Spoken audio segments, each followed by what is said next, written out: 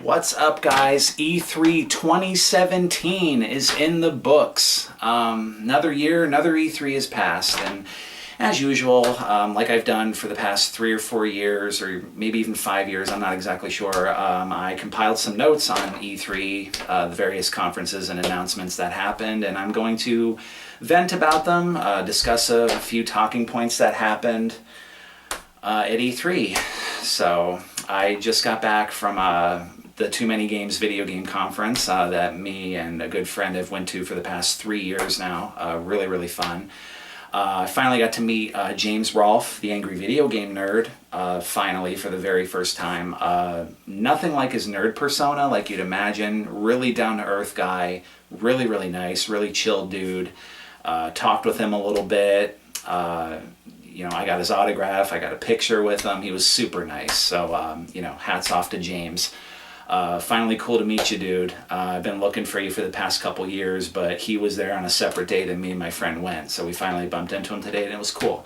There's a couple other things that troubled me at the expo we went to. Mostly had a really good time, but I'm going to get to those troubling points in a bonus video, so check out my channel for that. But first, we're here to talk about E3 2017.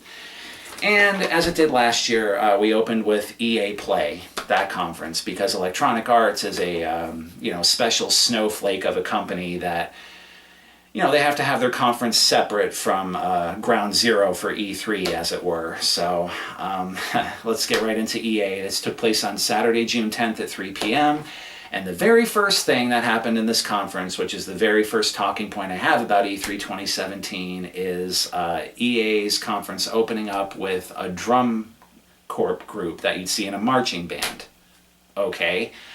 The two guys at the end of the drum corp, there's these guys playing drums, and the two guys at the end have the bass drums, and one bass drum has a logo on it, and the other bass drum has a logo on it. And they're all wearing New England Patriots jerseys.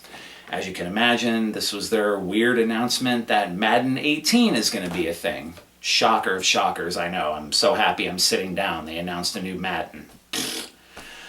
Anyway, one of the bass drums had, I believe, the EA logo on it, and the other bass drum had a Madden 18 logo on it, and like a special teaser trailer was playing on the stage proper. And that's Madden 18. Madden 18's a thing, and yeah, I put Madden 18. I do not nor will ever care about Madden. That pretty much sums it up. Our friend Andrew Wilson comes out, CEO, and this is a quote this guy spouted. "The most innovative Madden we've done in a decade."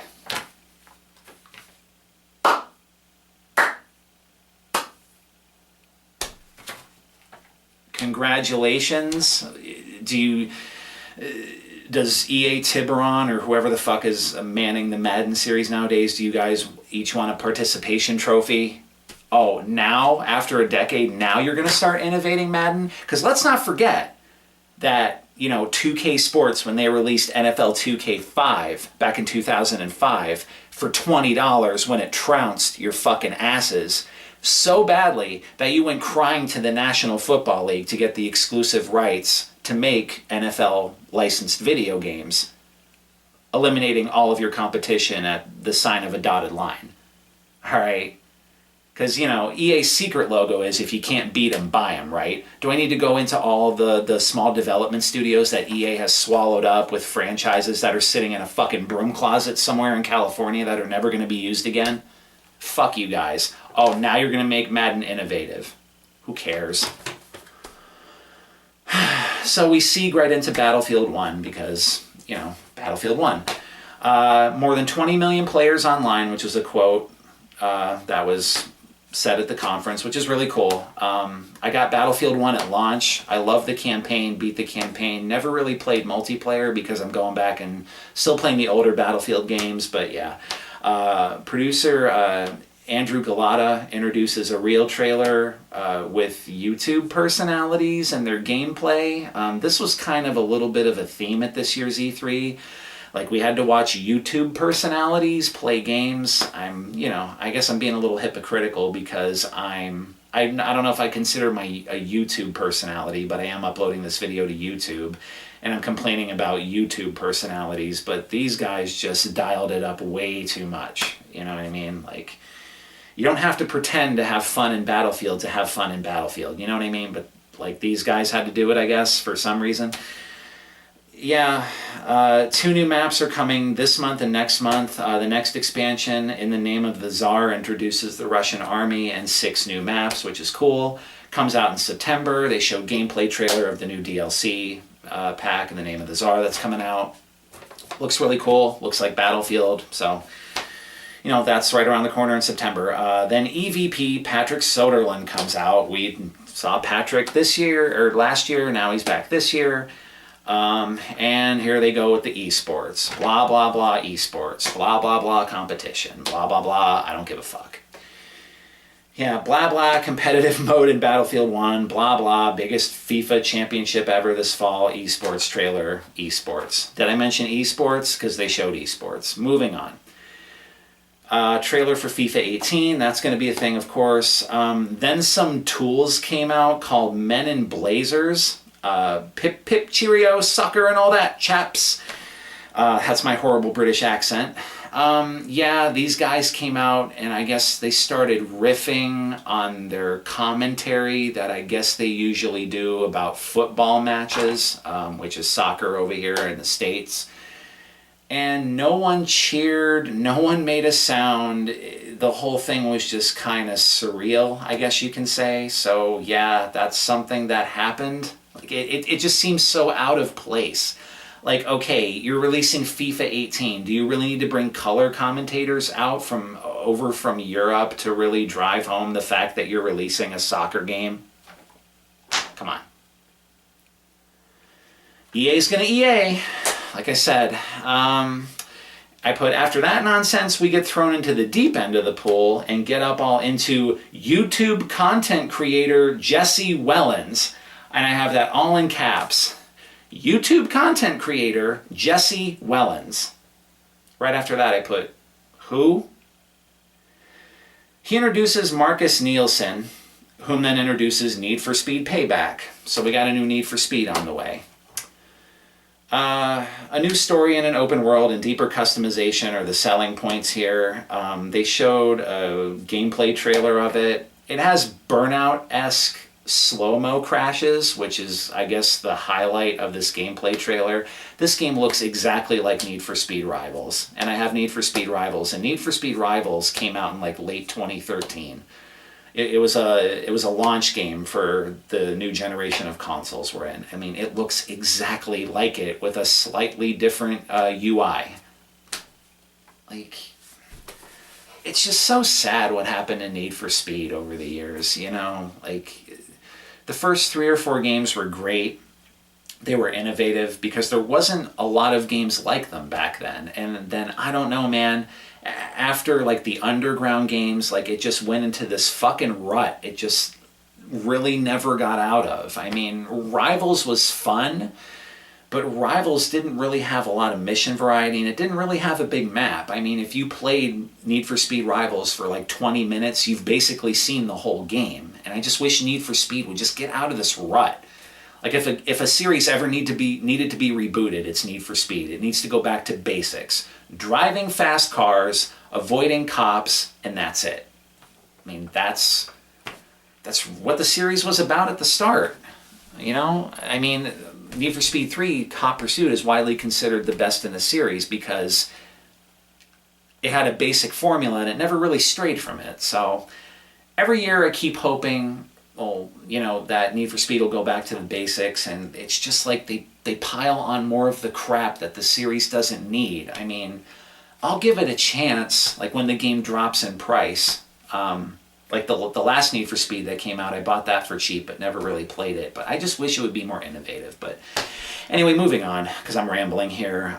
EA Originals, the spot for that was next, where they highlight, you know, a brand new IP they put their financial backing into, which is pretty cool. One of the most talked about games of the conference, A Way Out, is introduced from the makers of Brothers: A Tale of Two Souls, if you played that. So this game, it's a true co-op game, and it's pure split screen. If you played this single player, you'd have to control both characters. Yeah, it's strictly split screen co-op, either online or locally. So there's couch multiplayer or online multiplayer. Like, and the way it talks, you can't really play this by yourself. You have to play this with someone because you're controlling two characters at the same time. And it tells the tale of two friends or two brothers, I'm not exactly sure, that try to break out of jail, and it follows their adventure and their story after that. I guess they eventually get out. And the cool, it's kind of cool. It's kind of innovative. Like, say if a cutscene is playing for the player on the left side of the screen for player one, player two can still move around while that real-time event is happening.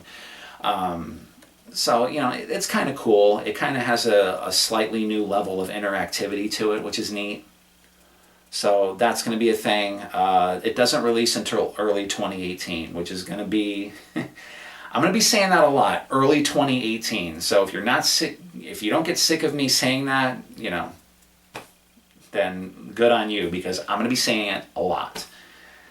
So that's a thing.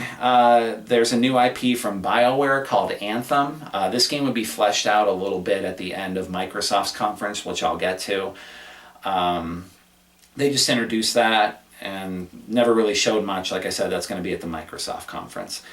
Sean O'Brien comes out to talk about NBA Live 18, which was probably my personal highlight of this conference, since I'm not a really big sports game player.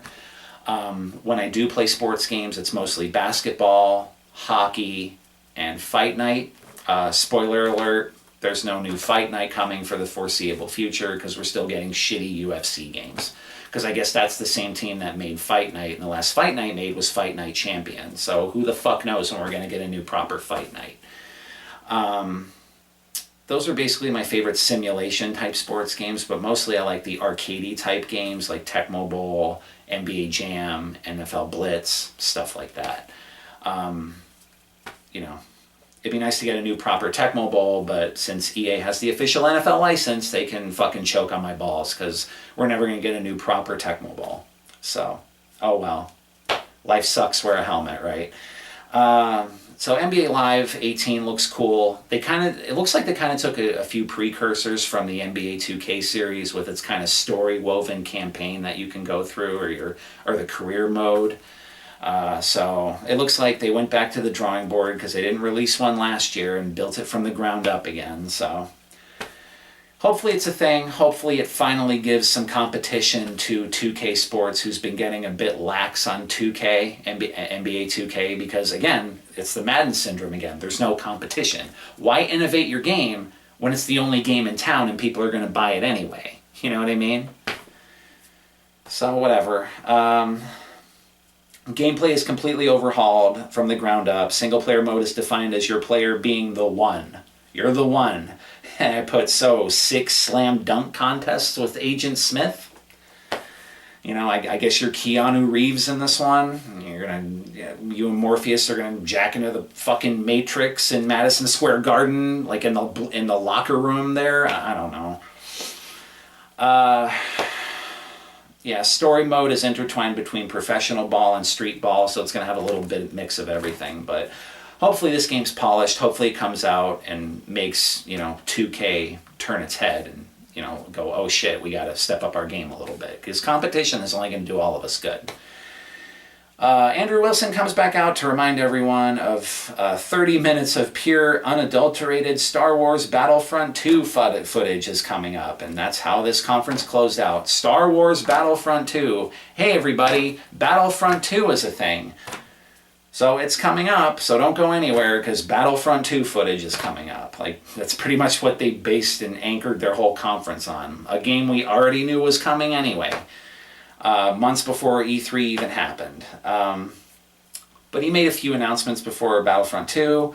The announcement of free trials of games on Origin Access, EA Access, and on the PS4 will be available for the next week. I think it was during E3 that they had free trials. You can try out the games that are in their vault, their service, if that interested you at all, which was kind of nice of them. But I think they did a similar thing last year. And finally, like I said, the conference closed out with Battlefront 2. they made such a huge deal out of Battlefront 2. Oh, this time, guys, this time we got something innovative you're not going to believe. We have a single player mode.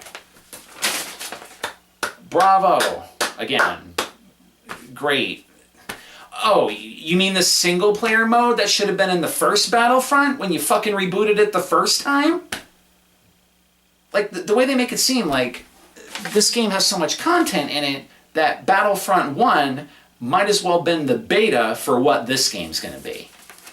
And they didn't have a problem charging $60 for the new Battlefront. You know what I mean? Like, it just...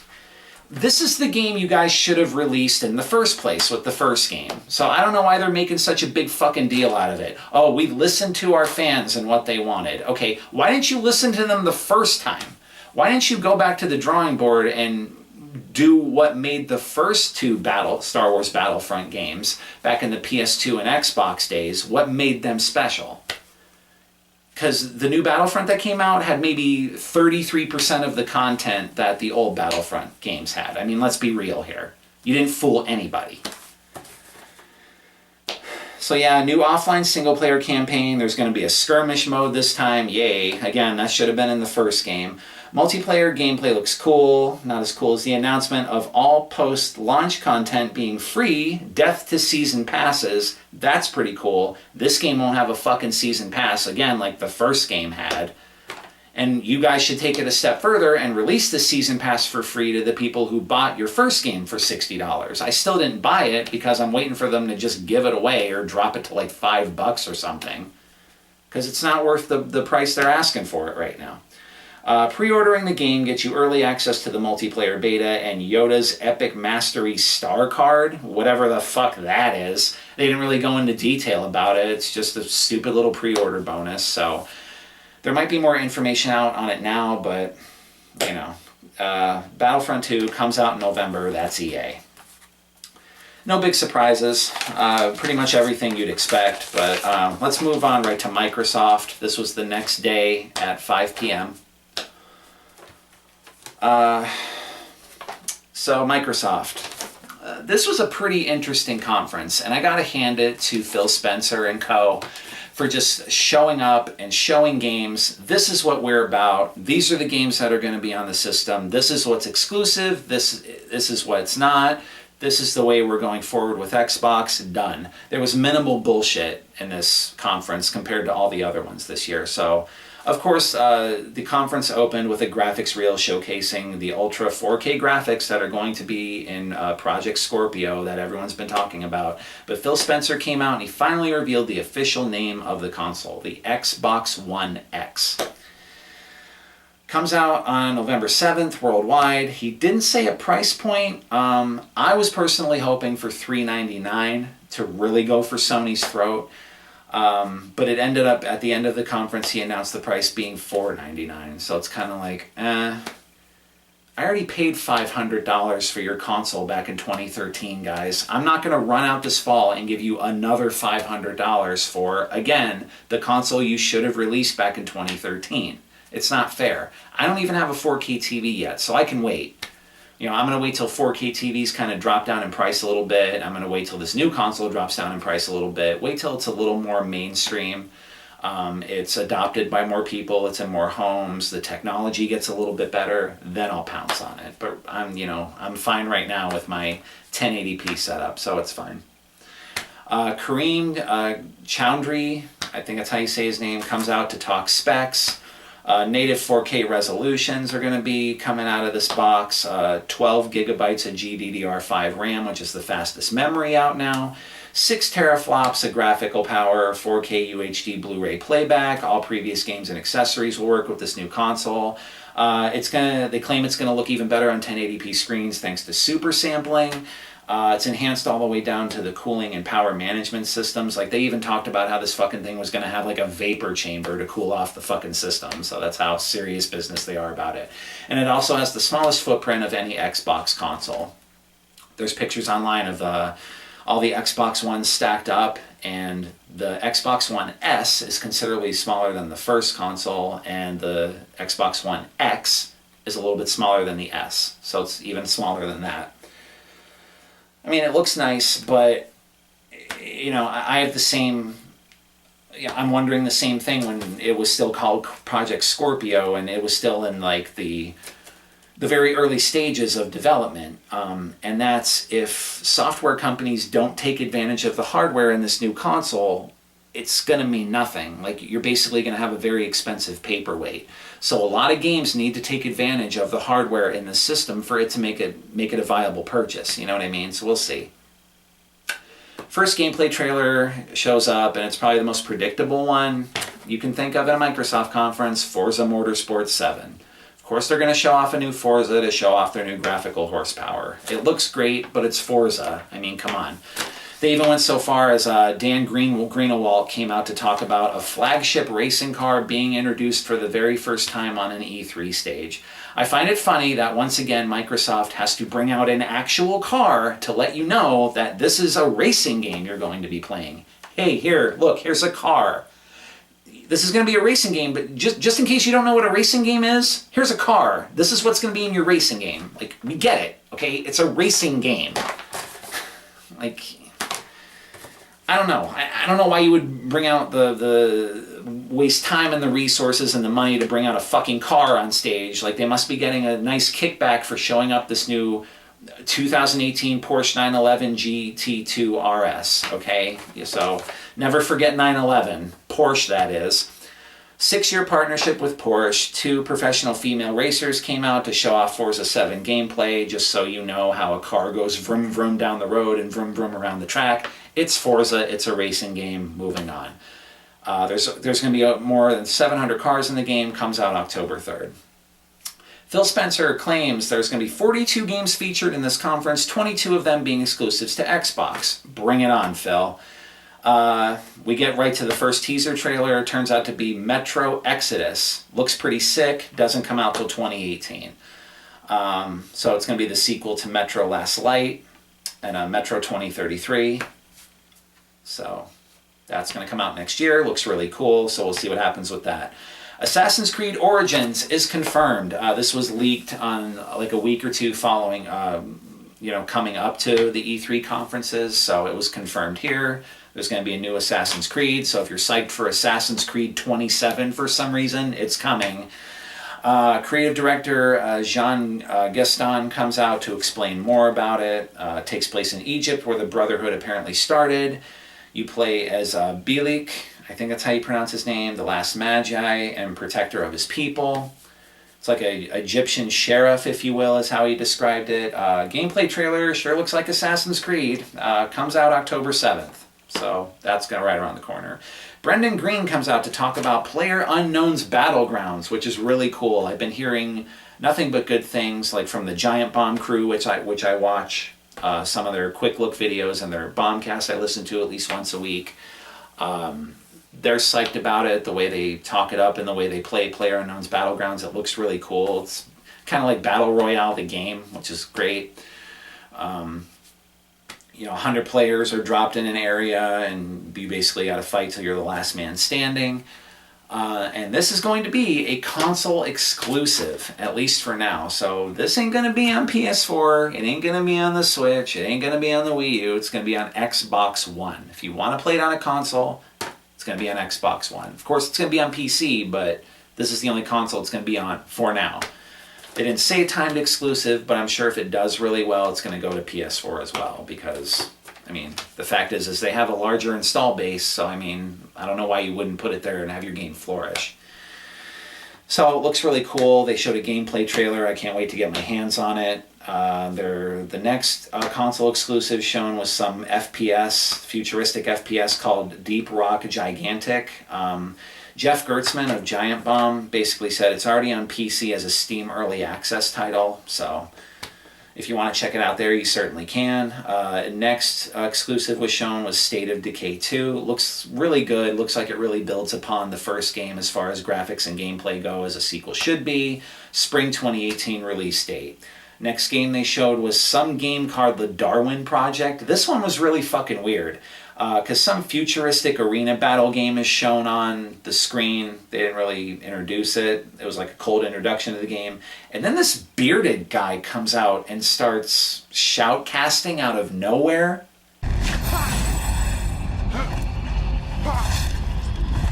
players remaining.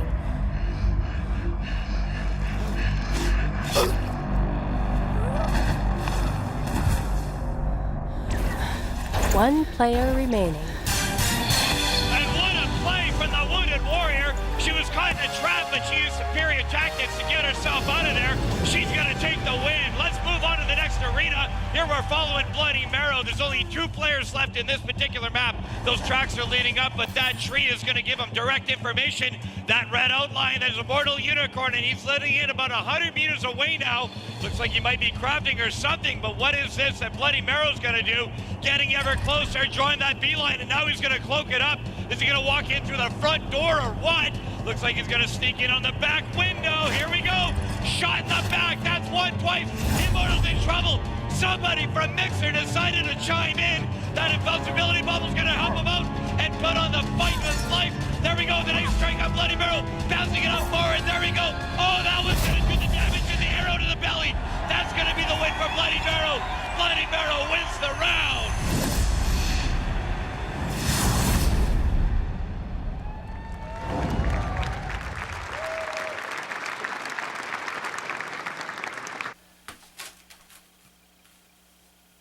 Okay, I guess. I don't know what that was about. Like, it really didn't tell anything about the game. Like, I'm not super fucking hyped to get this game I know nothing about. I don't know. It's fucking weird. Moving on, coming this summer, there's going to be a community marketplace for Minecraft because Microsoft can't go another E3 ever again without talking about Minecraft. But these are mainly for the shareholders, so of course, Minecraft's a hot commodity, so of course they have to talk about it. I couldn't give less of a shit about Minecraft. Lydia Winters comes out to say a free 4K update will come to Minecraft, because when you think Minecraft, you think 4K graphics. Super duper graphics pack trailer is shown off to show off the sick as fuck 4K graphics Minecraft is going to get, because if Minecraft has any problems, it's its graphics. So whatever. I mean, they own Minecraft, it makes them money, so they might as well doll it up while they can, you know what I mean? It's their property now, so they can do whatever the fuck they want with it. So Minecraft 4K graphics pack coming this fall. Yay. World premiere of a Japanese game. Phil Spencer talked about up the next game, like he went to Japan and he played this game and it's funny and silly and stuff. And it turned out to be Dragon Ball Fighter Z. A lot of people in the FGC, the fighting game community, are kind of generating a buzz about this game. It's a 2D fighting game. Looks fast, it looks fluid. A lot of good vibes about it from people who got hands-on with it. I think it's from the makers of BlazBlue. So it has mechanics similar to that game. From what I've read, I don't know. I don't play a lot of fighting games, so I can't sit here and give you all the terminology and the frame data of the game and stuff like that. But it looks really promising. Early 1820 release date, so be on the lookout for that. Next exclusive is a game called Black Desert, which looks like a third-person action RPG. Later on, I would find out it's actually an MMO. So, not a big fan of MMOs. I don't have time to play the games I have as it is. I'm not going to start up a fucking MMO. Been there, done that. Probably not going to do it again. Next exclusive is a futuristic 2D adventure game called Last Night. Looks really cool. It's published by Raw Fury, but it was a teaser trailer, if anything. Not a whole lot of information about it. Next was another 2D adventure game called The Artful Escape. Looked like a rhythm-based game since the protagonist has a guitar that appears on him. The final screen of it was pretty funny. It says, "Coming when it's damn ready." Well, okay then. When it's damn ready, I'll try it out and see how it is. Dark Souls-esque game was next in Microsoft's conference. It was from Bandai Namco, so that's no big surprise. It had an anime-esque art style. It's called Code Vein. Looked kind of interesting. That's coming in 2018, so we'll see how much of a Dark Souls game it is. I don't know. Looked intriguing, but again, it was more like a teaser like Last Night was. There wasn't a whole lot revealed about it. Sea of Thieves gameplay from Rare. They showed gameplay that was a lot more fleshed out this time around. Last year when they showed Sea of Thieves, it looked like this this really multiplayer-centric experience where you had to really communicate via voice with your teammates to try and run a ship together. This time around, it had a different vibe.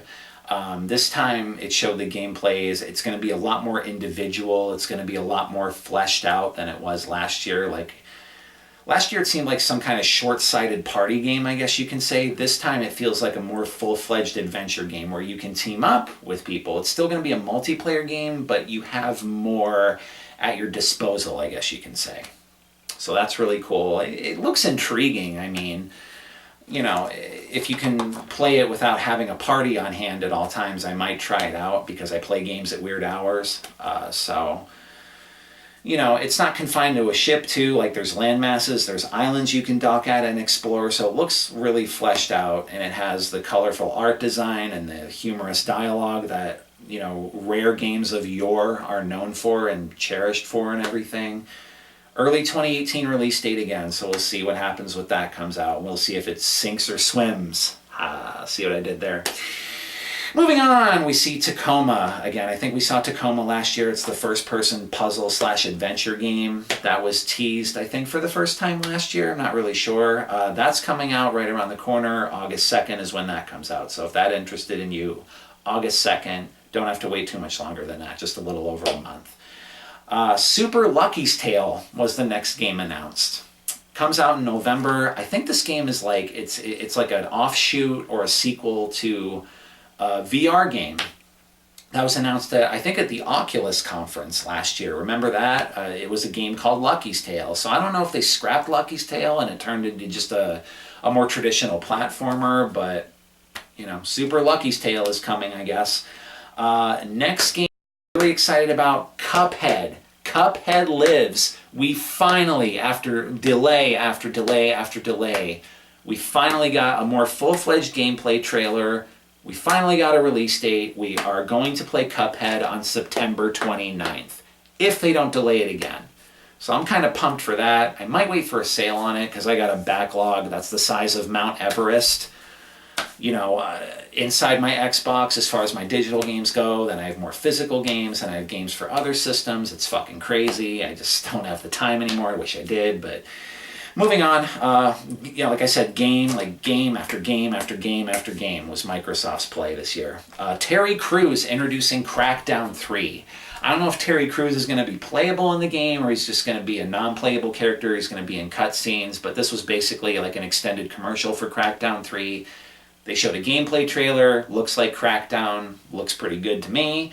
Comes out November 7th, so you won't have to wait much longer for Crackdown 3. Then we get to the ID at Xbox Indie Game Reel, which is very, very exciting. A lot of my favorite games on Xbox One were ID at Xbox games, so it's great to see this program flourishing. It's really given the Xbox One some ground, in my opinion. But they showed off a whole bunch of new games that are coming. Osiris, Raiders, Unruly Heroes, Path of Exile, Battle Right, Surviving Mars, Fable Fortune, I think Fable Fortune is going to be a free-to-play card game in the same vein that Gwent is. I know that's on Xbox One as a game preview. That's another spin-off card game from the Witcher series. Observer, Robocraft, Dunk Lords, which it's like an arcadey basketball type game, Minion Masters, Brawlout, Ooblets, Darklight, Strange Brigade, Riverbond, Hello Neighbor, Shift, and Conan Exiles were the games that were teased in the Indie Reel this year. So if you want to know anything more about those, definitely check those out. I didn't really get a description of them because, you know, I don't want to make this video later than it already is, so they made a good announcement where the program has released over 500 games between Xbox and Windows 10, so that's really awesome work. I can't wait for more indies to show up. It looks like it's not slowing down anytime soon, so that's great. Next game shown was a third-person adventure game revealed called Ashen. I think I've heard of Ashen before, but I'm not exactly sure. Didn't find out a whole lot of more info of Ashen at E3 this year. I got to read up more on it. So that was announced. There's a world premiere that was announced right after that. Life is Strange is getting a prequel called Before the Storm. It's going to span 3 episodes. The first episode coming out on August 31st. So Life is Strange fans, you're going to get to play the episode 1 of the new game at the end of August. So that's cool.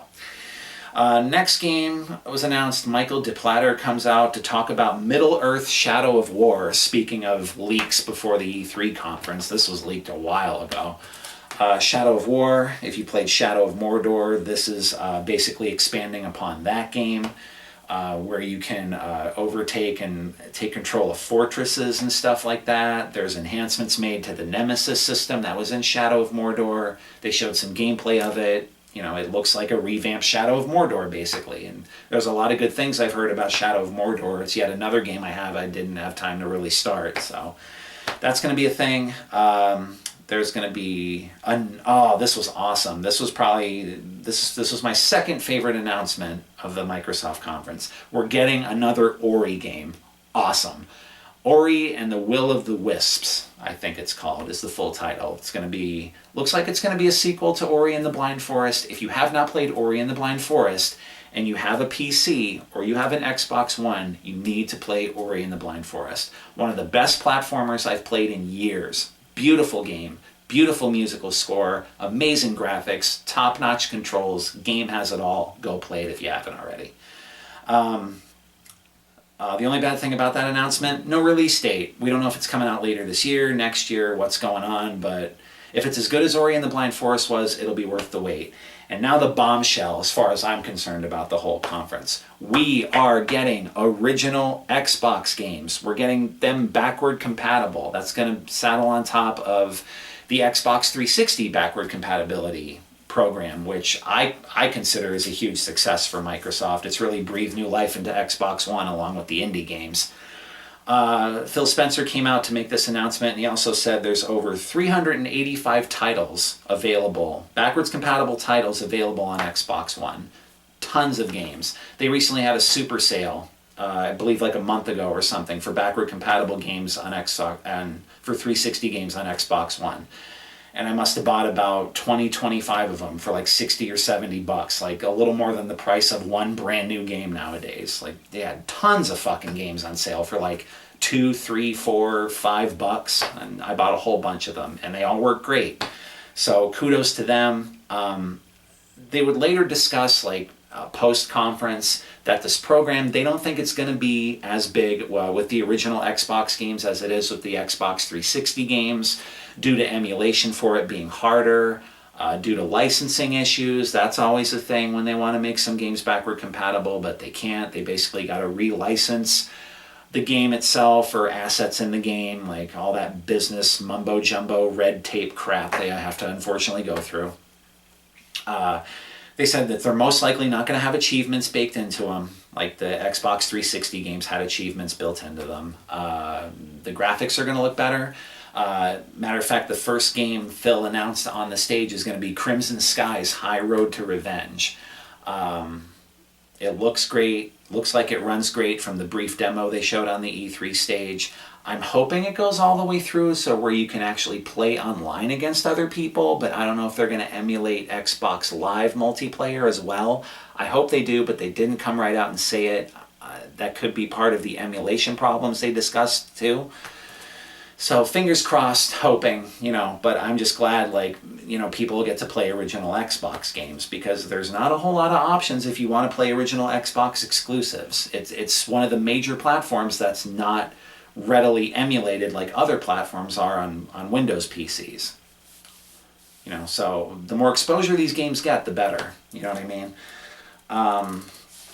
So that was the huge announcement as far as I'm concerned. All that was really left with the Microsoft conference was 4K updates are coming to first-party games that Microsoft made for absolutely free. These are including Gears of War 4, Killer Instinct, Forza Horizon 3, and more. And it's not just first-party, because Phil Spencer, specifically said that over 30 third-party titles are going to have 4K updates as well. Like he mentioned Rocket League, he mentioned Final Fantasy 15, and a couple other games I didn't jot down. But hopefully a lot of people jump on board with this and make the hardware in the Xbox One X worth it. It's be really cool. Phil's final announcement was, of course, the Xbox One X price point being at $499. I wish they did it at $399, but maybe they can't take that much of a hit financially making these systems now. I have no idea. No one really said that. I'm just kind of pulling that out of my ass, that specific thing, but who knows? Maybe it won't sell that much at $4.99. They'll go, oh shit, well, then we'll drop the price on it and they'll correct it. And, maybe Xbox will actually make a comeback against PS4 this generation. But you have to admit, like, even the hardest Sony fanboys out there, they have to admit, Microsoft's really been cleaning up its act with Xbox over the past few years. I mean, their leadership under Phil Spencer has been nothing but awesome, considering, what a flop this whole console almost was, with fucking Don Matrick at the helm. Thank God he's fucking gone. Hopefully he never goes near a fucking video game console ever again, because that was a very dark time in Xbox's history. To close out the Microsoft conference was Anthem from the EA show. Really not missing much if you missed it. It's another third-party, looks like a squad-based shooter, like an action game. The whole reveal, like Jim Sterling touched on in his winners and losers of E3 video, like this trend with fake commentary and fake group chat in these squad-based games has to fucking stop, okay? Because the way people talked during this gameplay reveal is not how people talk on Xbox Live. It's so fake, it's so scripted, it's so painful. Just talk about the fucking game and what makes Anthem unique, instead of giving us this gibberish that nobody cares about, but whatever. I mean, it looks okay, but we'll see if it sinks or swims when it comes out. So that's Microsoft. Next was Bethesda. Not really a whole lot to talk about with Bethesda. They had this Bethesda Land. They kind of had this theme park with all their announcements. That was kind of neat. They announced 300 million mod downloads for Fallout 4 and Skyrim Special Edition on Xbox One and PS4. That's cool. People like mods. Free mods. Who knew? Brings up VR and how VR support for games is coming. They announced reels for two new VR games, Doom VFR and Fallout 4 VR. They're Doom and Fallout 4 in VR. Nothing really exciting there. The Elder Scrolls Online has had more than 10 million players, and now Morrowind was recently released as an expansion to the MMO, so if you're a fan of that, you probably already have the Morrowind expansion that just recently came out. A new Creation Club hub is being created to help sort and enhance accessing mods. I hope that's not a platform where they're going to start charging for mods or eliminating mods that already exist, and they're going to try and take control over that. Because there's this whole thing going on now with Rockstar and Take-Two. There's this whole battle with this main mod program where people make mods in GTA 5. They're trying to say that it allows people to cheat in multiplayer, but they're the makers of the mods, and Jim Sterling also brought this to light. I do enjoy Jim Sterling's Jimquisition videos. I find them informative, but he brought this up in one of his recent Jimquisition videos, where the mods are in no way, shape, or form tied to any multiplayer. It's mostly single-player stuff, but Take-Two doesn't see it that way. Rockstar's kind of stuck in the middle. It's like, well, we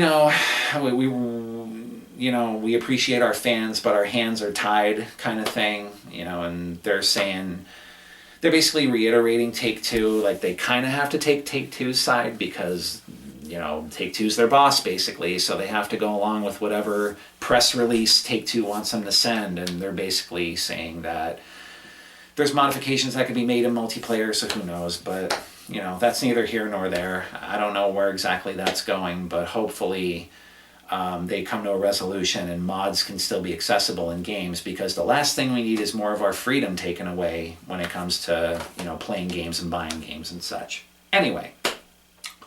The Elder Scrolls Legend card game spot. We gotta talk about this fucking card game again, because every goddamn game's gotta have a fucking card game spinoff now. Fable's getting one, The Witcher is getting one, now the Elder Scrolls has to have one, because, everything Blizzard creates, there's gotta be at least a dozen clones for it, you know what I mean? Like they made Hearthstone, everyone's gotta have a card game. They made Overwatch, everyone's gotta have a fucking arena-based first-person shooter now, so that's going to be a thing. Skyrim is coming to the Nintendo Switch. I don't know how many times this fucking company can re-release Skyrim.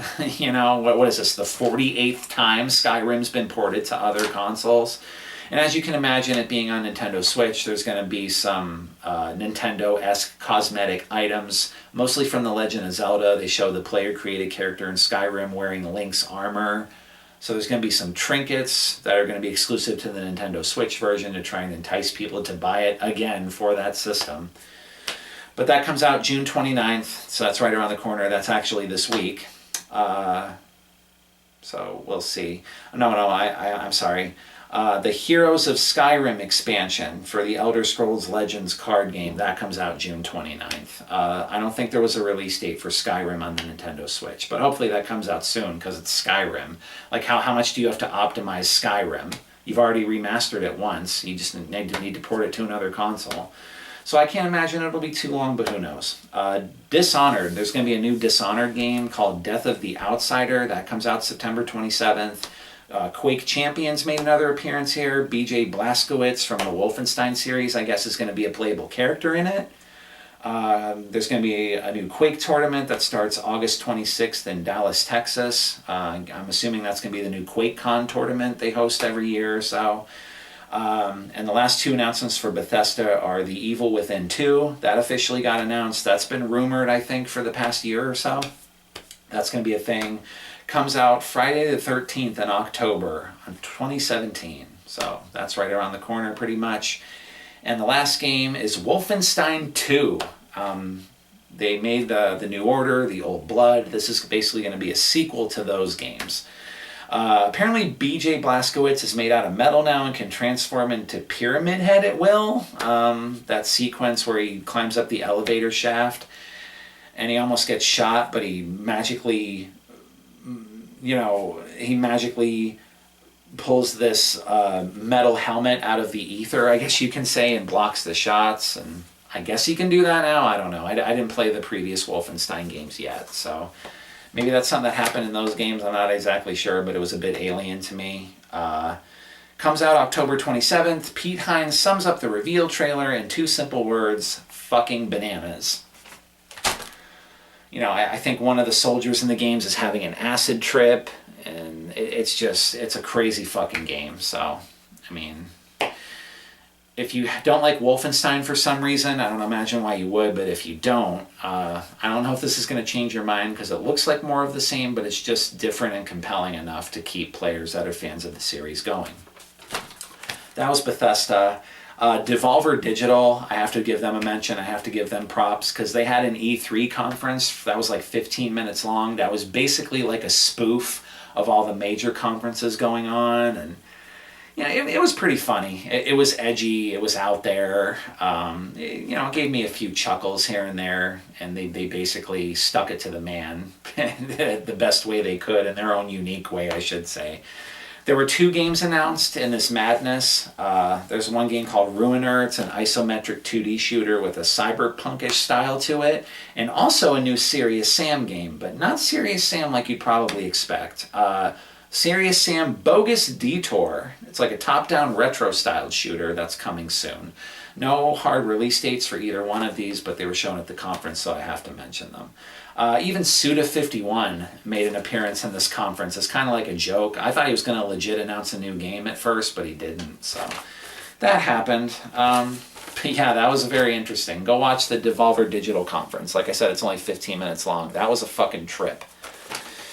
So then we move on to Ubisoft.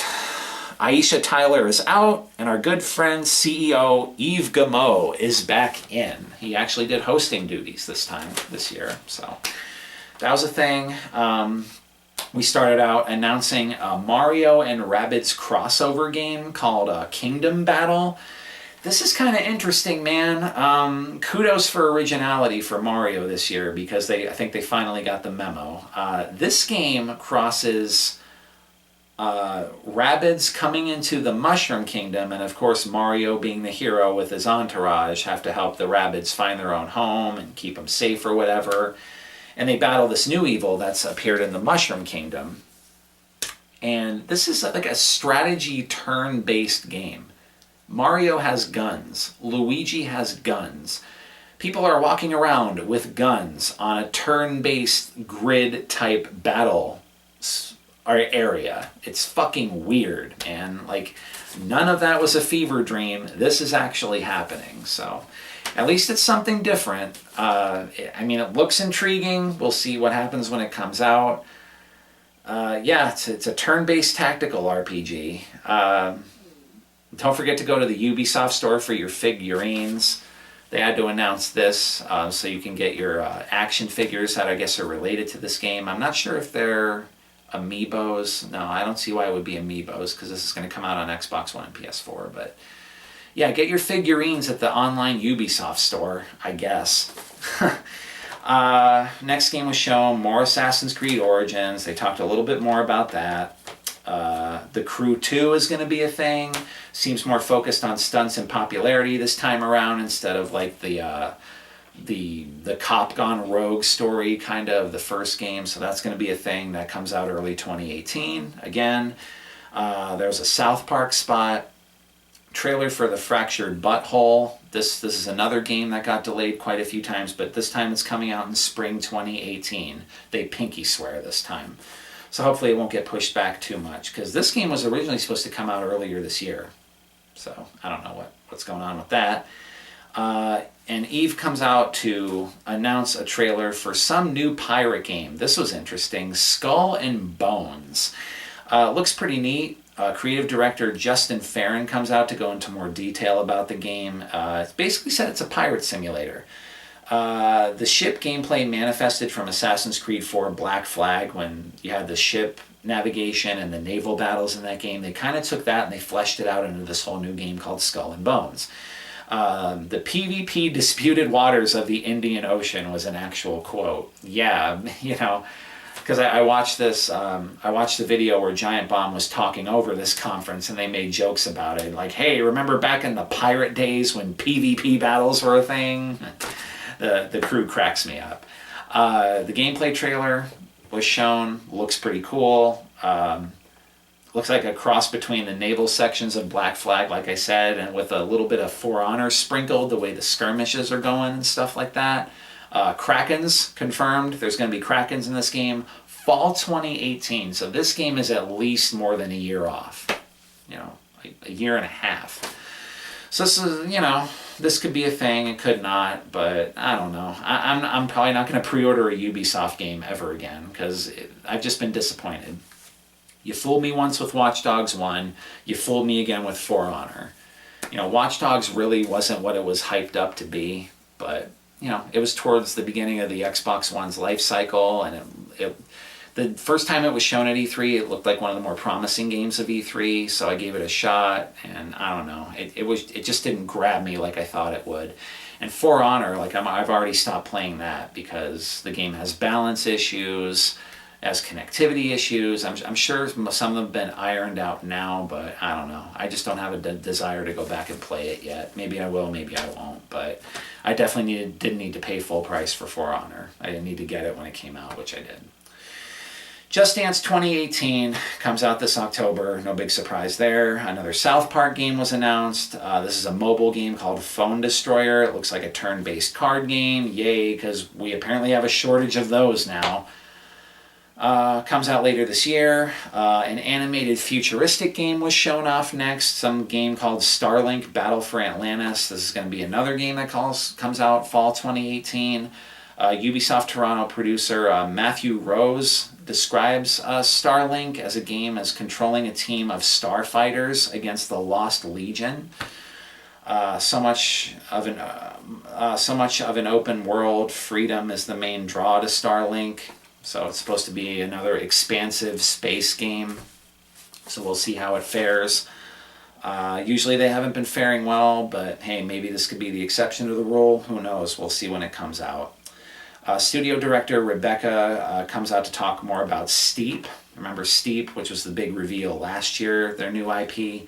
The first expansion for that comes out this December. It's called Road to the Olympics, so they're going to get more Olympic content in Steep this fall. Or this winter, I should say, I'm sorry. Far Cry 5 was the second to last thing announced. Executive producer Dan Hay says the game takes place in Hope Country, Montana. So it's going to be based in America this time, and it's going to be against a cult of a small town in Hope County, Montana. So we'll see what happens. They showed a gameplay trailer. It basically looks like Far Cry. It had kind of a Ghost Recon Wildlands feel to it, but it was first person instead of Ghost Recon being primarily third person. So we'll see what happens with that. The gameplay trailer shown also looked, the world looks very explicit, very detailed. So, you know, this game looks like it's really coming to life and looks interesting. But again, we'll see when it comes out and what it does. And finally, the big bombshell of the Ubisoft conference was Beyond Good and Evil 2. No fucking shit, man. This game actually exists. The man himself, Michael Ansel, came out on stage to talk more about it and everything. He was the brainchild behind the first Beyond Good and Evil. And this one looks kind of different. It looks like a more detailed, a more darker world, where the first game was kind of like a Me Too Zelda type game. This one looks completely different. Looks like an open world type game. There wasn't a whole lot shown. There wasn't really gameplay shown. It was more like a teaser cinematic than anything. But Beyond Good and Evil 2 is being worked on, and it's coming. I don't know when they were going to say or when it comes out. There was let's see. Yeah, Gabrielle Shangar, or Schrager, I'm totally butchering her name, but Gabrielle sets the stage for the setting. It takes place before the birth of Jade in a distant solar system, so it looks like it's going to be a prequel. There was no gameplay or release date shown, so it's probably still a year or two off at least. They said, they gave the name of the website. It says Join Our Space Monkey program, which is, I guess, is their website that's going to give updates on the game as the progress goes on. So yeah, Beyond Good and Evil 2 is a thing, so that's what they closed off on. And I put, still no goddamn Child of Light. Ugh, sucks. How can you release something like Child of Light, which is one of my personal favorite video games of all time? Like, I cannot stress how good Child of Light is. If you like classic JRPGs, turn-based RPGs, you need to play Child of Light. It's fucking amazing. And I'm just so bummed that this game, like, I'm assuming it sold pretty well. It got pretty good word-to-mouth buzz. It got positive reviews from critics and everything, and now they're just going to pretend it doesn't even exist. You know, Child of Light came out at the beginning of 2014, and now it's the middle of 2017, and not a peep about Child of Light has been said basically since. There was a short story release after, I think about a year after Child of Light was released, about one of the side characters' children. It was like a little adventure in like a digital comic book, but that's about it. Like, how about a whole new game? Or even a sequel, a prequel, a side story, a spiritual successor. I don't care. Like, I just want another JRPG in that Ubi art style, because Child of Light was amazing. Then we're going to move on to Sony. This conference was fucking whack, man. This conference was just balls. You can see Sony's arrogance in this conference, because not only was it smoke and mirrors mostly, but it was more smoke and mirrors than usual, because they acted like, oh, well, Sony's on top of their game now, so here's a few trailers, I guess. We really don't even have to try, because people are buying PS4s left and right. I don't know why the person who is in the lead or is winning each console generation's console wars, which there's not really any conference wars anymore. People just like to pretend there's a console war. But anyway, they sell a whole bunch more units than their main competition, and then they get lax and they think they're hot shit and they think they don't have to innovate or do anything else. And it always comes back to bite them in the ass. It always fucking does. So I guess history has to repeat itself, and history has to humble Sony again, like they did at the beginning of this generation. But there was another musical number it started out with last year. That's when God of War was revealed last year. This year it's Uncharted: The Lost Legacy. We knew that was coming, but a trailer shown of that anyway.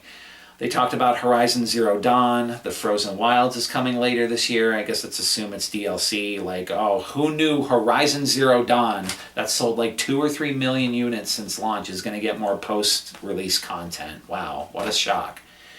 Gameplay trailer for Days Gone. This was revealed towards the end of the Sony's conference last year, but this year it looks a little bit different, looks revamped, looks more robust. These are the kinds of games that Xbox really needs. I mean, I know I just said that Sony didn't show much, but Xbox desperately needs like the AAA studios like Naughty Dog and, you know, games like this where, you know, they can bolster their exclusive lineup on Xbox One a little bit, but who knows? Time will tell, right? Days Gone looks cool. There was no release date about it, but it looks like it's coming along well, so hopefully we'll get one soon. Sean Layton comes out, talks about recent accolades and how successful PSVR has been. Then he showed a trailer for Monster Hunter World. That's going to be the new Monster Hunter game. Next trailer that was shown from Blueprint Studios is Shadow of the Colossus. And all they really gave is a 2018 release date. Is it a remake? Is it a remaster? Nobody knows. But Shadow of the Colossus is a thing. Again, a game that's already received an HD remake, no less, on PS3. So, I don't know. Marvel vs. Capcom Infinite, there was a trailer showing off its story mode that's going to be in it. There's a story demo that actually came out that same day. The full game comes out September 19th. I played the demo. I didn't really care for it. It just feels like Marvel vs. Capcom simplified the most it can possibly be, and it just feels like they slapped training wheels on your controller as you're playing it. You know, I didn't really care for it at all, honestly. Call of Duty World War II, gameplay trailer was shown of that. I mean, Call of Duty it's going to live or die based on its netcode. If Activision is smart enough to let the developers like do the netcode from scratch, so your bullets actually go where you're firing, then hey, it might stand a chance, but who knows, it might not. They might use the same shitty network algorithm they've been using in the past few games, so we'll see what happens with that. You know, I put here, hopefully this game is a reboot that the series desperately needs, so time will tell. PlayStation VR reel. Skyrim was shown off, Final Fantasy 15 Monster of the Deep fishing game. Because if Final Fantasy 15 needs anything, it needs a PSVR fishing game. Are you fucking kidding me? This is supposed to be exciting. The Impatient, Bravo Team, Moss, and some game named Star Child are all the upcoming PlayStation VR games, or at least the games that were shown for PlayStation VR in this conference. So if you want to get your VR on, there we go. You got more games coming down the pipeline to try out. Moving on to the new gameplay trailer for God of War. It's God of War, comes out early 2018. They showed another gameplay trailer of Detroit Become Human, which is David Cage's new game. We knew about this last year. There's a trailer shown for Destiny 2 that comes out September 6th. Of course, PlayStation's going to get a few pieces of exclusive DLC because they struck a deal with Bungie or whatever. Exclusive strikes, I think an exclusive ship, and I think one or two other things, I'm not sure. And that's it. Like, Sean Layton came out to close out the conference with a gameplay trailer of the new Spider-Man game that Insomniac Games is working on. I mean, it looks cool and everything, but that's literally all Sony showed. That's it. I mean, the Spider-Man game looks pretty cool, but that's it. That's all you really have to show. A whole bunch of shit you showed last year. Like, they basically took last year's conference and did it again this year, but it was even more lukewarm than the conference was to begin with. So I don't know what Sony's thinking. I put here, still no siphon filter. That conference was WEAK, weak. Weak sauce, with a side of weak sauce, with extra weak sauce on your weak sauce burger. You know what I'm saying? Greatness awaits. Still waiting on that greatness. You know what I mean? So, like the Black Baron says, I love his E3 recap videos. He's another cool cat on YouTube, so check out his channel too. That was Sony. We're going to go right into Nintendo. It starts off with a Nintendo Switch montage, which includes Rocket League, Pokken DX, and FIFA 18. So Rocket League's coming to the Switch with exclusive Nintendo goodies. Pokken Tournament is getting a DX re-release on Nintendo Switch from the Wii U, and FIFA 18 is going to have a Switch version as well. Reggie Fils-Aimé comes out to kick off the festivities and shows a gameplay trailer for Xenoblade Chronicles 2 that comes out this holiday. They have new Kirby and Yoshi games in the works. There were teaser trailers shown for Kirby and Yoshi, and for their respective games, they're just called Kirby and Yoshi. They don't have a subtitle, they don't have a number after them. That's just kind of like their working titles for games that they're working on. Like these are, you can tell these games are in their very early stages, but they just needed, I guess, extra content to fill in their slot at E3, and that's why they showed it off. Shinya Takahashi talks about what a relief the stress of the Switch is, or what a relief the success of the Switch is, I'm sorry. And that they have more multiplayer experiences in the works before sending it over to Sankazu Ishihara from the Pokemon company, Game Freak, saying they're making a new Pokemon for the Switch. So hold on to your butts, Switch owners, because you're getting a new proper Pokemon game coming down the line. No release date, who knows if it's coming. But he said it's going to be an RPG-based one, like how the Game Boy games got famous. He kind of hinted it's going to be that kind of gameplay, but no gameplay was shown, so who the fuck knows. Metroid Prime 4 is in development, in case you didn't know. Yeah, they basically showed a like a logo, a fucking logo for Metroid Prime 4 on this clear black background.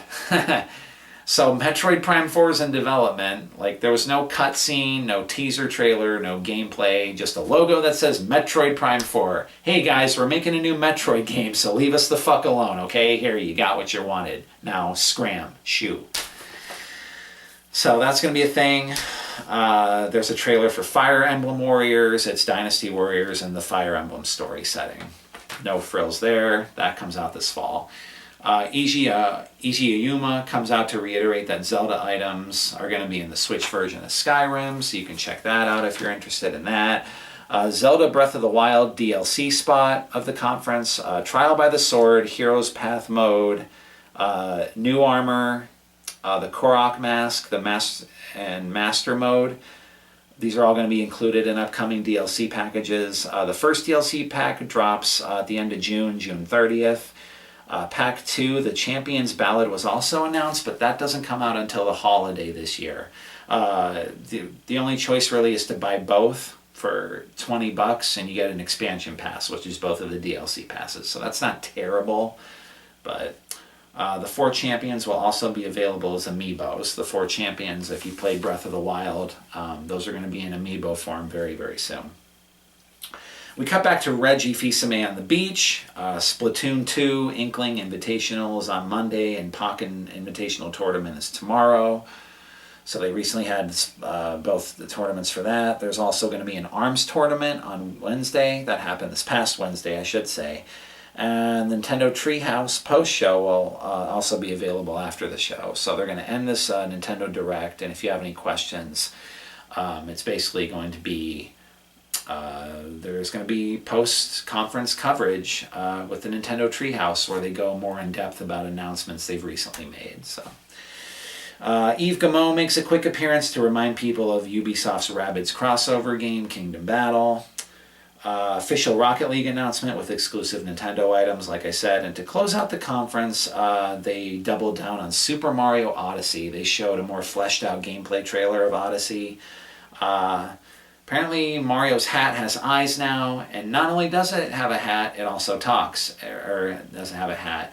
Not only is it a hat, and it talks, but it's also named Cappy, I think they said, C-A-P-P-Y. I don't know if that's official, but I think that's what one of the Treehouse representatives said to someone else when they asked. You can also use, not only does your hat talk and act very erratically, but you can also use it to possess other objects or things. So if you see a frog, you can literally throw Mario's hat Cappy on the frog and become a frog. And it even goes so far as the frog even grows a mustache to help with the non-disguise that's basically going with Mario here.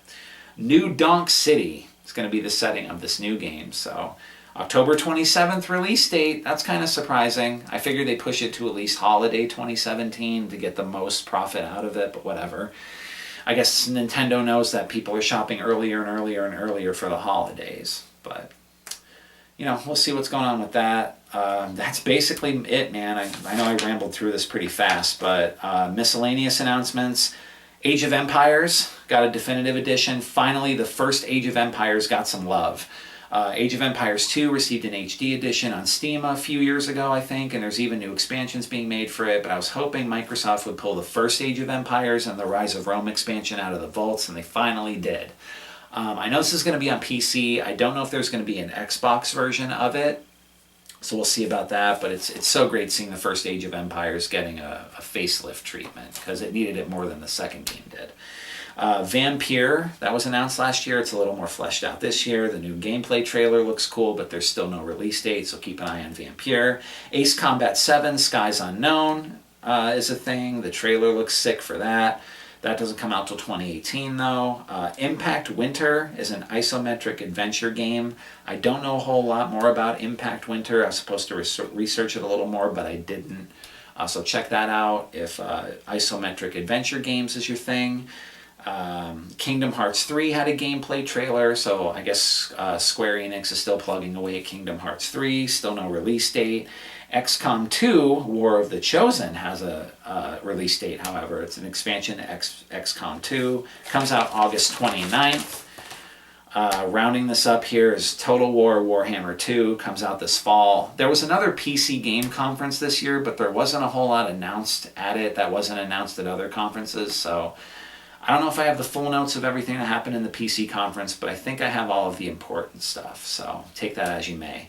Battletech Mech Warfare was shown off again. I think this was shown off previously, but now it has a release date of mid to late 2017. You could sign up for the beta at battletechgame.com. That's all one word. If you're interested in Battletech, so go sign yourself up so you can get the open beta. Crash Bandicoot Insane Trilogy trailer. I think there was a few Sony games that were announced before the conference started, and it's a bit puzzling, so I don't know what's going on there. There's no release date shown. I think it was supposed to come out this summer, but I'm not entirely sure. So, you know, we'll see what happens with the Crash Bandicoot Insane Trilogy.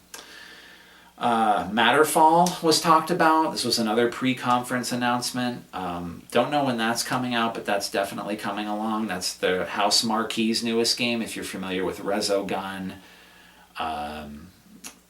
You know, a couple other games they've made for the PlayStation console.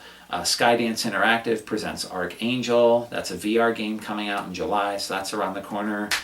And what many people considered the bombshell Nintendo announcement, they don't put, like, I don't know why Nintendo didn't put this in their Spotlight E3 video, but there's apparently a new 2D Metroid that's coming out. I think it's kind of going to be a remake of Metroid 2, which came out on the original Game Boy. I'm not entirely sure, but everyone went apeshit when this was announced. You know, I don't know why you would put the Metroid Prime 4 watermark in your fucking conference, but you wouldn't dedicate an extra 3 minutes of your E3 Spotlight video on a 2D Metroid, something people have been clamoring for years. I mean, it looks fucking amazing, but I don't know why you would just put it on the back burner in your Treehouse announcements. I have no idea. I don't get Nintendo, man. I made a video when Reggie Fils-Aimé released a direct quote of why they aren't releasing NES Classic Editions anymore, and it was the most fucked up, pathetic excuse. It was one of the most fucked up, pathetic excuses I've ever heard, and he basically said, well, people should know it was a limited edition product, and we're turning our attention to the Switch, so go buy a Switch, okay? Because that's going to help for people who want to play the 30 games that were built into the NES Classic Edition. I don't know. I think if you want to play the 30 games that are in a completely separate console that you're also manufacturing, you shouldn't get the console that you're manufacturing on top of the console people actually want. Like, if they want this and they get this, it's not going to help them play the games on this. Do you understand? I don't know what the fuck is wrong with Nintendo. I really don't. Like, you're telling me, okay, you have the most recognizable video game brand on planet Earth. There's no brand name in the video game industry that's more recognizable than Nintendo because they thrive on their image of family-friendly entertainment. You're fucking telling me you didn't have the money or the resources or, you know, just the drive to create more $60 emulation devices? I mean, sure, you could throw out the reason that they're not making them anymore is limited. They could have been more upfront about it being a limited product, which they really haven't been as far as I've seen in gaming news while the NES Classic was a thing. And you can also say maybe it cost them a little too much to manufacture, which is fucking bullshit, because if they were selling NES Classic Editions for $60 each, it didn't cost them a lot to manufacture. You know? If it cost them a lot to manufacture, I can see them charging a lot more than $60, because they wouldn't release a system and lose that much money over the system. So, like, you can print money with these fucking systems, but no, what did you do? The only person who won out of the NES Classic Edition being a thing are scalpers. That's it, because scalpers bought them all up for $60 each, and they put them on fucking Craigslist for $200 or $300. They got a free fucking paycheck they didn't deserve out of it. Why? Because Nintendo does not know what supply and demand means. They don't know basic things I learned in fucking economics 101 in high school, and that's, you know, to make a product that people want so you get extra revenue and income for your fucking company. But I guess Nintendo, all that stuff is beneath a company like Nintendo. So, you're Nintendo, okay? Don't give me this fucking bullshit that you don't have the resources available to make more consoles, and don't sit there and say like, oh, well, it was a limited release. Well, fuck you guys. If you didn't get one, you didn't get one. And that's the problem. A lot of people that wanted one to fucking play it, or to show their kids, like the fathers and mothers, that they want to show their children like the games they grew up with. They wanted this system to put under the Christmas tree for their children, and they couldn't because some greedy fucking asshole out there had to go to their local Target or Walmart or whatever and buy up all the fucking classic editions so they can make an extra buck. That's basically the NES Classic Edition in a nutshell. You want to play those 30 games, there's many other places to play them, which I'll cover in a separate video. But anyway, that's my little Nintendo rant for this year. Sonic Forces had a trailer. That's coming out this holiday. Yakuza 6, The Song of Life, was announced. So Yakuza 6 is going to be a thing, but not till early 2018. So that's a little farther away. The developers from DayZ announced a game called Islands. That's going to be a thing. There was a gameplay trailer for Lawbreakers, Cliff Bleszinski's new game of Epic Mega Games back in the day, of fame from that. You know, Jazz Jackrabbit, One Must Fall 2097. If you remember those games, those are the old Epic Mega Games. That's when Cliffy B started out in the games industry. Then he would go on to make the Gears of War games for Microsoft, and now he's doing his own thing with Lawbreakers, which is another arena-based shooter. Looks like a cross between Overwatch and Titanfall. Like, it has the humor and kind of graphical style of Overwatch, but it has movement that looks like Titanfall, since there's a lot of combat in the air that's going on. It's going to be a $30 game, which he kind of took pride upon making that announcement. So we'll see what happens with Lawbreakers. It looks interesting, but the player population has to be there for it to have any, you know, extended life to it, let's just say. Wargroove from Chucklefish Games, that was announced. Looks like a clone of Advance Wars, pretty much. A bunch of these announcements were made at the PC Gaming Conference, which I did not watch because, you know, I'm trying not to fall asleep when I look at this E3 footage, and I don't want to sit there and watch a PC game conference. But I got pretty much most of the highlights from the conference, I think. Killing Floor 2, the new summer sideshow, that's out now. That's a new DLC pack, new maps for Killing Floor 2. A game called Griftlands is going to come out. It's a Final Fantasy-like RPG with hand-drawn graphics. I don't remember if that's going to be a PC-only game for now, so look into that if that tickles your fancy. Another game called Tunic is coming out in 2018. That was announced at the PC Game Conference, I do believe. There's a new piece of Final Fantasy 15 DLC coming out called Episode Prompto. It's going to center around Prompto. Takes place in the world's first Magitech research facility for you Final Fantasy VI fans out there. My fellow Final Fantasy VI fans, what up? So the setting for this could be interesting. Comes out June 27th, so that's just in a couple days. Matter of fact, I think it rolled over to Monday already, so tomorrow it'll be out technically. So if you want to get your Final Fantasy 15 on, there you go. Axiom Verge is also coming to the Switch. Another miscellaneous announcement that there wasn't really a whole hubbub about. So that's going to be on the Switch if you want another option to play Axiom Verge. Sushi Striker is going to be a game for the 3DS. This was announced during Nintendo's Treehouse time at E3. It's a puzzle game where your boy or girl Musashi, goes out into the world and tastes sushi for the first time, and they have to gather sushi for their village or eat it for themselves because they're fat asses. I don't know. Agents of Mayhem still exists. This is kind of like a spin-off game from the Saints Row series, so if you haven't heard about a new Saints Row game in a couple of years, like a year or two or whatever, or ever since Saints Row 4 came out, that's why, because the next game is going to be Agents of Mayhem. You know, it looks pretty cool. I don't know if they announced a release date for Agents of Mayhem, but we'll see, but it's still in the works. Dead Alliance is a team-based shooter that was announced. And the makers of Dead Alliance, they basically said the thing that's going to separate this from other zombie games is that you're actually fighting enemies and you're using zombies as an environmental hazard to try and thwart the team's efforts to, you know, destroy your team first. So, could be a gimmick, could be something that really, really works out, but like I said, you don't know till the final product comes out and see how it plays and if it actually differentiates themselves from this, you know, overblown glut of zombie games that has completely oversaturated the market, in my opinion, in recent years. And the cherry on the sundae for E3 announcements, don't know if you technically count this as an E3 announcement,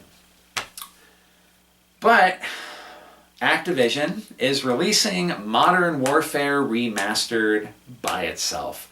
I fucking called this before Infinity Warfare or Infinite Warfare or whatever the fuck it's called that came out last year. I called this right after they made the announcement that Modern Warfare Remastered is only going to be bundled with Infinite Warfare because they know Call of Duty sucks. They know people are sick of it. That's why they basically rebooted the fucking series and are making a World War II based game on it, which is basically going back to the series' roots. That's basically how they're presenting the new World War II game. But I knew they had to entice people to buy their new shitty futuristic-based Call of Duty game. So what did they do? They attached something to it like a fucking leech to Infinite Warfare to move more units of Infinite Warfare, because we all know that if they release Modern Warfare Remastered by itself and separately from Infinite Warfare, a lot more people would have bought Modern Warfare Remastered, because Call of Duty is staler than a fucking box of cereal that's been opened and sitting up in a cupboard for 5 years. It's ridiculous. And I knew they were going to release it separately just to get a little bit more scratch when those Infinite Warfare sales dried up. And look what they did. They're going to release it standalone on, I think it was June 27th, so this week sometime. It might only come out for the PS4 first, though, but I'm sure they're going to eventually release it for the Xbox One as well. So, thanks for being predictable, Activision. I really appreciate it.